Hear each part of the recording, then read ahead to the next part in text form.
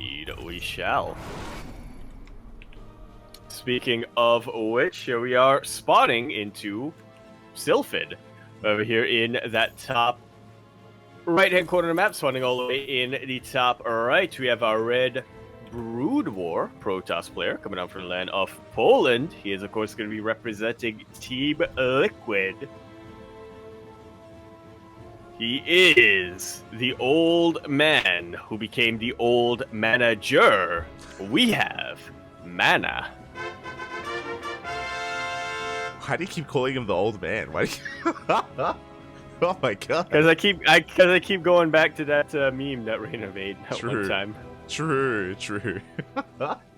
As spawning in the bottom left-hand corner, we have the South Korean Zerg player, the Brood War Zerg, representing Gaiman Gladiators. It is SHIN.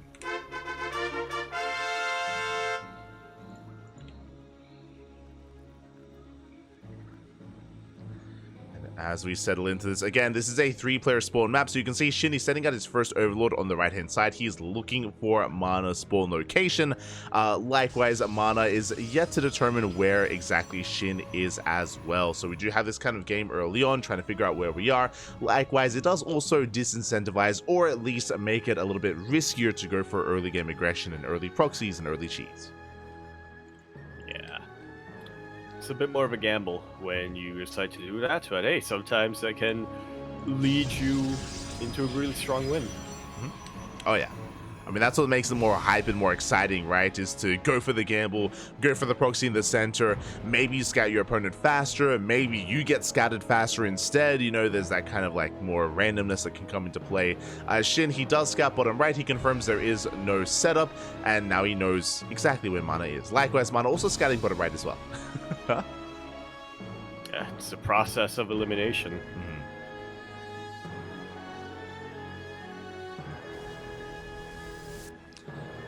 Does confirm. Likewise, we're going to be settling in. We do see SHIN just getting into his own 2-base setup, getting into link speed and droning up. Likewise, MaNa is actually going for an earlier forge, and you know what that means. That means fast +1. That means that MaNa's actually not going to be embracing Dragoons. He's actually looking to go into what looks to be mass charge lot. Ooh, okay. Now, question here. You say mass charge lot. Do they actually have... Do Brood War Protoss actually... Zealots actually have charge? Technically not. They have like zealot legs. They have like speed, so they're speedy boys. Yeah. They're speedy boys. They're like Zerglings. Yeah. So they don't have that like charge activation that's on cooldown. Instead, they're just faster. See, that's a generation difference between the old Protoss and the new one. The new Protoss, they go zoom. Yeah. They leave their blades on all the time. They see a thing, they just charge straight for it. Yeah. The old school Protoss, they're more patient. Exactly. They're so fast. Yeah, but they're more patient. We know what's important about the old Brood War Zealot is that, you know what, they have stamina, right? They have a pace and they keep that pace. You know, they just zoom and they keep on zooming. Meanwhile, these zoomers, right? SE2 Zealots, they run out of stamina, right? They boost in for a moment and then they're done. Then they're on the ground. What are they doing?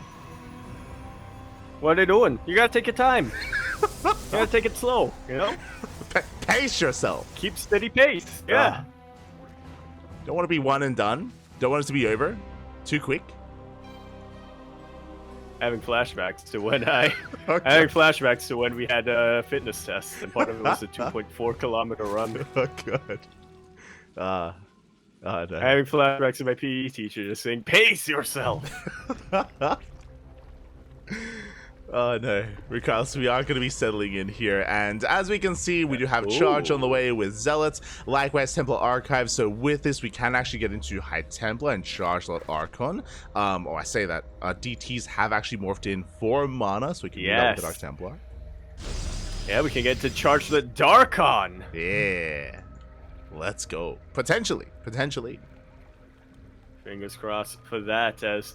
Yeah, for now we're just going to be getting a single DT to scout and hopefully deal a little bit of harassment damage. The Spore does reveal it though. So yeah, DT will get taken out.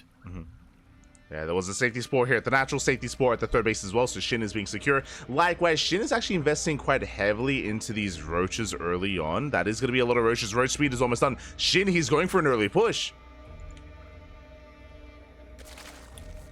And we'll see how that interacts. The speedy boys of MaNa are about to be running straight in and running straight away.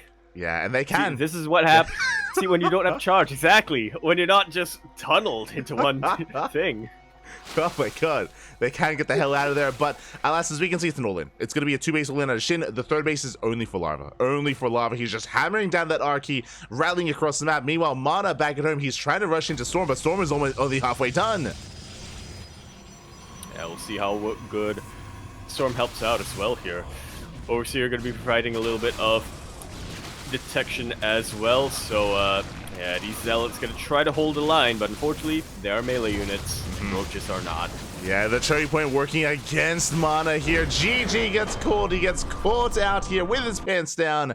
And SHIN with a quick 1-0 lead. GG. Very decisive here coming out from SHIN. Yeah, he just did commit to a 2-base all-in. Unfortunately, MaNa, he was building up towards a longer, later game state with all that tech. Sure, he did rush into +1 in charge, but then he teched up in towards DTs, towards Storm, towards High Templar, of course. He was still gearing up towards a longer, later game state there. By the time he realized what was going on, I mean, as we saw, Zealots defensively aren't really ideal. He just wasn't quite set up for that. He had like a wall of shield batteries on the way as well, but again, it just barely was not ready. Yeah, it's like the Spider-Man meme, right? Both players trying to go for some early game aggression, but in this case, it was one, SHIN was a lot more dedicated to his early game aggression. He wasn't thinking too far ahead beyond roaches, unlike MaNa, who was trying to go into a later game state, and also, well, just... roaches are better than Zealots. Let me put it that way. They definitely can be. They definitely can be, especially that early on. So SHIN with a quick lead here in the series. I'm hoping we can sink our teeth into like some mid-game ZvP, but we'll see. You know, the pressure is on, and we're now getting ready for game 2. Indeed, we are. This time on a... No, it's still StarCraft 2 map. I was gonna say an original map, but I guess technically it is. Yeah.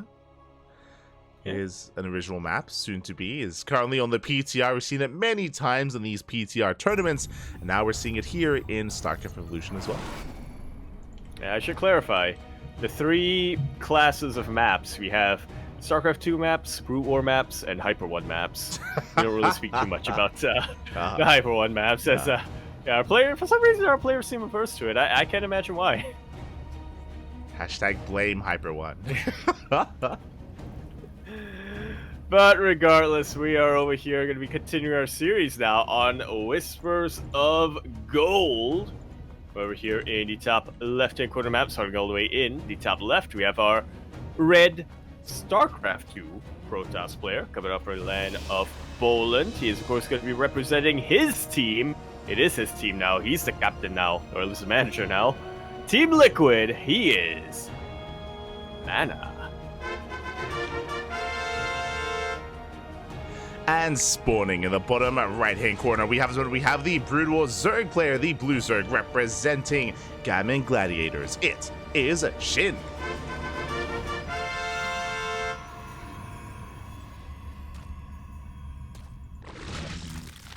Unfortunately this time, will not have access to roaches.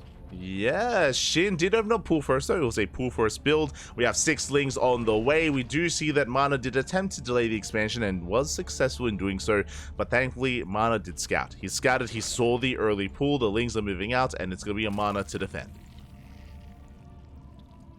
Man, these bipedal Zerglings, they may be my new favorite thing. They're like emus, but with arms. Exactly. They're crazy. They're like, yeah, they're a more terrifying version. Yeah. I guess a raptor, emus. but yeah, I mean, they are. If emus had arms, Australia would no longer exist. I mean, it would, but it just it be full would, of emus. but it'd be owned by the emus, yeah. They would. Lings, they do get in! So Lings managed to sneak in! It will get a full surround on top of the probe as well as the Zealot. More Lings starting to flood on in. Thankfully for MaNa, he does have a backup pylon behind this, so he will be able to get a couple more units out.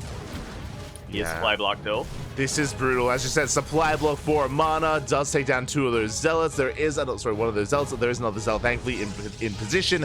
Adept is on the way, and MaNa will defend. But that was a lot of damage early on here from SHIN, and he's still not done. Yeah, so continuing to stream these lings on over.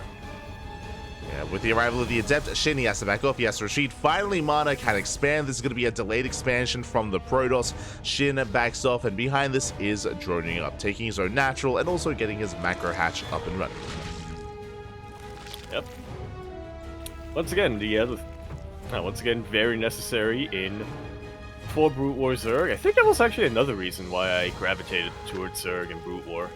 Because I was like, oh, yeah, you build a hatch at your natural as part of your wall. Yeah. Just like Terran. Yeah. There you go. Just like... some similarities going on there. Ooh, that does get caught out here, out on the map. Likewise, 2 lings, they got across the map as well. They were able to get 2 probe kills, so nice damage dealt here by SHIN. He is gaining map control, taking another expansion. Meanwhile, MaNa, we have his tech of choice. It's not going to be a Stargate opener, it's going to be a Twilight Council instead. Okay. We'll see what he's going to be able to get into here. He looks like he's gearing up for a potential glaive build as more and more gateways do get thrown down, and I'm curious to see how this will interact with Brute War Zerg. I have to imagine it's pretty much the same, right? Yeah, I imagine so. I mean, bearing in mind that Brutal Zerg does not have roaches, right? Roaches are not going to be available to defend. Likewise, no queens either, so he has to rely purely on lings and hydras. Another thing to bear in mind that we have yet to see is that the Hydra Den is hatch tech. It is hatch tech, not lair tech for Brood War. They get them a little bit earlier on. They are, I believe, a little bit tankier than the StarCraft 2 Hydras because of that. I mean, you need that defensive unit earlier on. Yeah, they're still considered light units, so not the best thing to have when you're facing Glaive Adepts. And as you see, there it is, the Hydra Den has been thrown down. What is lair tech is lurkers. So trying to research lurkers does require a lair, so you're stuck with Ling Hydra for the time being. Meanwhile, we do see that MaNa did scout the tech of choice, did see the Hydra Den, and he is amassing adepts as we speak, building up and getting ready for those glaives. I think so far this game and the tech that we're seeing, correct me if I'm wrong, but it's something that I kind of noticed. I feel like in Brute War, you stay on low tech a little bit longer. Yeah, exactly, as there is no lair. Meanwhile, lings, they do pounce on the adepts. They get a decent surround, but so many lings go down. Yeah, and then the shake completes right on top of the natural mineral line. No Hydras as of yet. Yeah, just purely lings for defense. This is starting to look brutal. It really is. 6 drones go down, a big amount of lings, more adepts are rallying across the map as well. This is getting a bit out of hand as more drones are falling in the main. Yeah, a lot of adepts have fallen, but enough of them have stayed alive that now they can just continue to threaten mineral lines and just pick off these lings as they pop out. Yeah, exactly. Very efficient trades by MaNa. Shading into the main base once again. He's pulling SHIN apart. More adepts keep rallying in, and it may just be over before SHIN can really stabilize here. 18 drone kills. GG gets called, and MaNa ties up the series 1-1. Here we go. I was worried for a second here, Light. I was worried that we were just going to get another SHIN sweep. After that early game where MaNa just got so delayed after losing that initial pylon. But MaNa, he brings us back, and yeah, once again, there weren't too many expectations on him coming into this, but he's really showing that he can take it to the best of them. Oh yeah. Exactly, as the adepts, they just wreaked havoc here. We saw just how quickly they can shut down those lings. As we are used to seeing, adepts, they do wreak havoc against light-based units, whether they are lings or hydras. Usually what I will say is when it comes to defense for Brutal Zerg is that they do have to rely a lot more on static defense. If you remember, I believe we saw that against Kiwian. Sunken Colony? Yes, the Sunken Colonies, they do add quite a lot here to the defense when it comes to just having an anchor point to yourself. But alas, if you recall, I believe SHIN wasn't even aware of the Glaive Adepts. I don't think he was quite able to confirm the Twilight Council, so SHIN was kind of playing it fast and loose there, and he was caught out. MaNa snowballed out of control. Yeah, that was... I mean, I feel like that's every Protoss player's dream. Mhm. Is to just walk into a Zerg base and there's literally nothing but lings and drones. No roaches, no queens, no static defense, nothing. That was... whew. For sure. As the Hyper One is letting us know, yes, that is correct. I believe the Hydras in Brood War are not light units, so that does make up for that. Unfortunately, we didn't get to see any Hydras in that game. The game ended before they could really come into play, but that does help them out when it comes to defense like that against something like Lava Depths. Alas, we weren't quite able to get there, though. Yeah, there was one Hydra towards the end of that game there, and yeah, unfortunately, that's not quite enough when you're facing, what, 6 Adepts right on top of you. Mhm.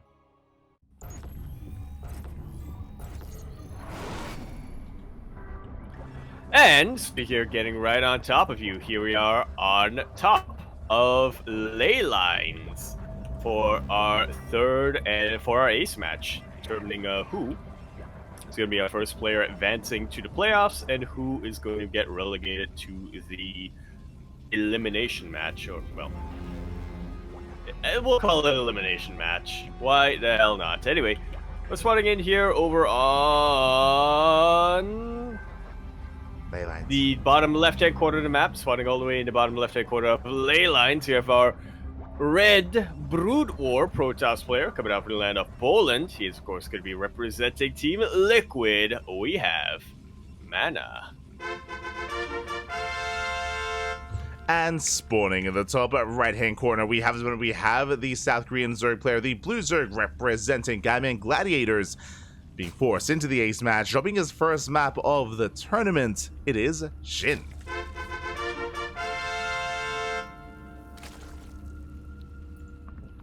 I got a little bit distracted there because I accidentally tapped into somebody's camera, and then they twisted or tilted the camera, did that, you know, pan around thingy, yeah. and in the middle of that, I was like, oh wait, I'm not supposed to do this. I switched back to everyone, and then it was permanently there for a sec. But I fixed it now. Oh, good. It's all good.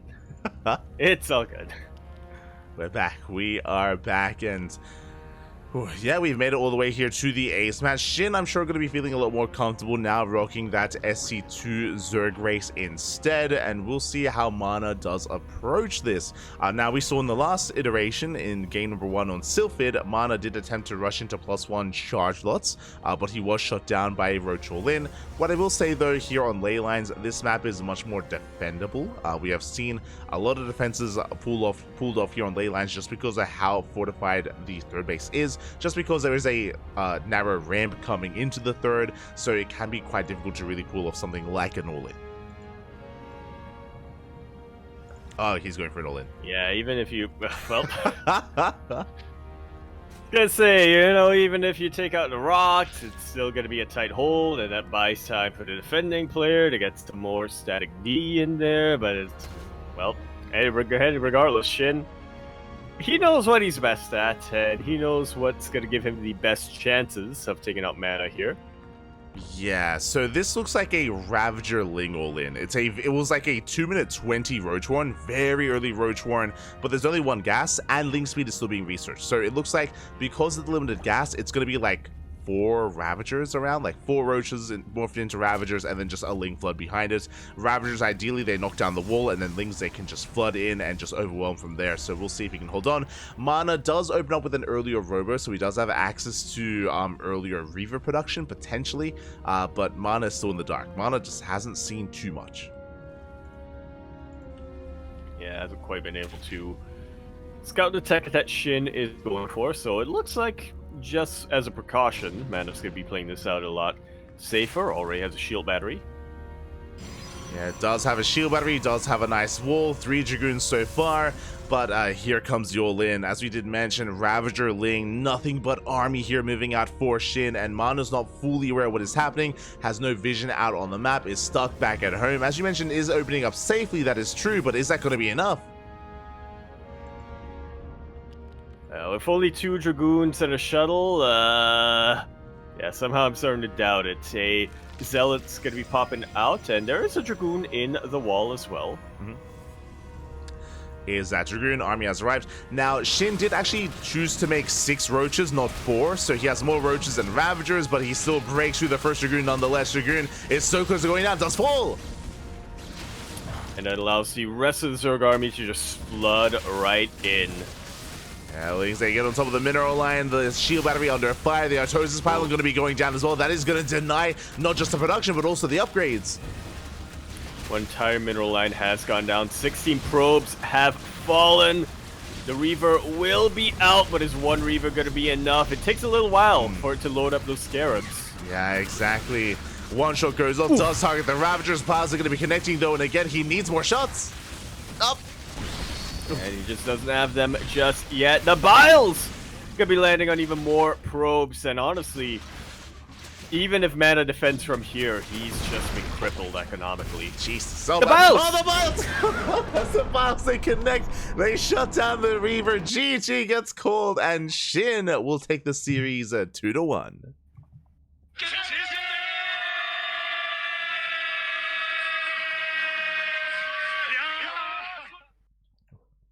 GG, very nicely done here from Shin. I mean, again, he was our favorite coming into this group, and we were all expecting him to make it out first, and so he does. MaNa, however, I think really surprised us, being able to force Shin all the way to the ace match over here.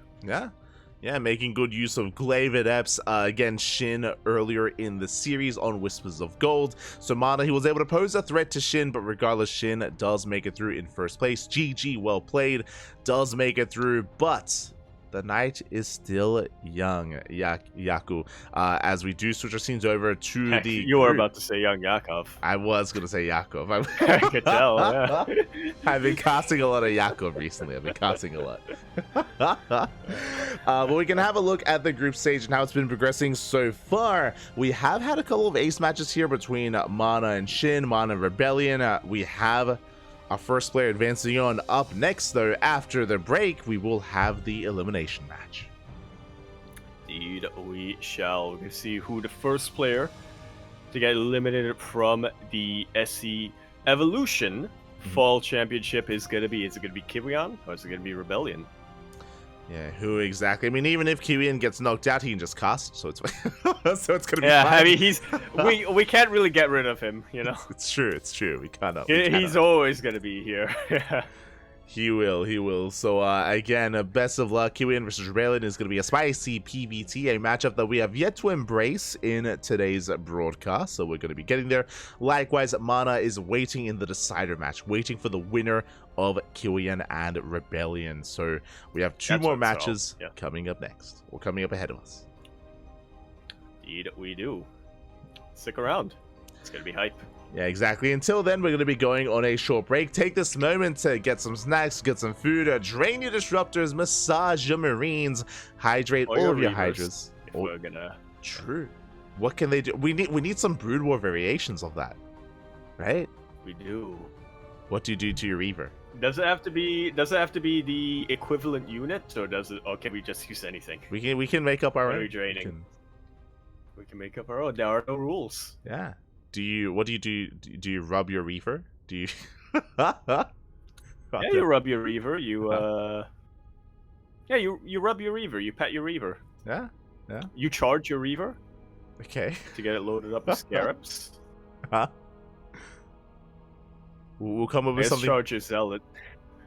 It might not really make sense unless you've been unless you are as brain rotted as we've just gotten. You're not wrong. Unless you've listened to this specific broadcast. So. I see Ninja in the chat. Drain your Dragoons. There you go. True. That works. Yeah. Do Dragoons have to fight disruptors for that, or are they willing to share? They have to fight for it. Oh, okay. But yeah, with that, we're going to be going on a short break again. Take this time to get some snacks, get some food, get ready, and we'll be back with the elimination match after the break. Rev up your Reavers. Oh, let's go. That's good. It also doesn't make too much sense because Reavers are insanely slow. Yeah. So what are you revving? What's going on? Like it's clearly not working. Whatever it is you're doing, mate. Look, they're doing their best, right? They're doing their best. Oh no. That's why but that's why you have to rev them up, you know. Yeah. Even without them, it's even slower. It's crazy. They just don't move.